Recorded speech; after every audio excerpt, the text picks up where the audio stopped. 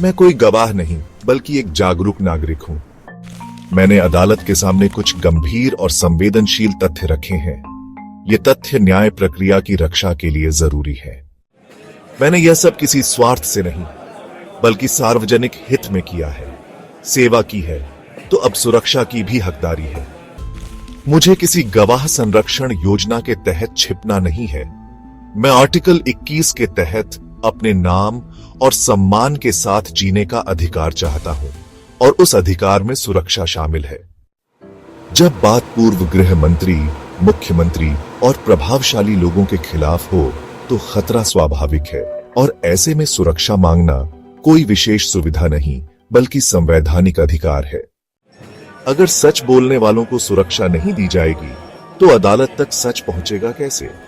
क्योंकि अदालत सिर्फ सजा देने के लिए नहीं होती, वह सत्य की स्थापना के लिए होती है। और सत्य तक पहुंचने का रास्ता उसकी रक्षा करने वालों की हिफाजत से ही बनता है। मैं न्याय मांगने नहीं, न्याय की रक्षा के लिए खड़ा हूं। जैसे जैसे रात ढल रही है, ठंड बढ़ती ही जा रही है। We want to excite people, engage people with these stories that are centered on emotion and pull you in.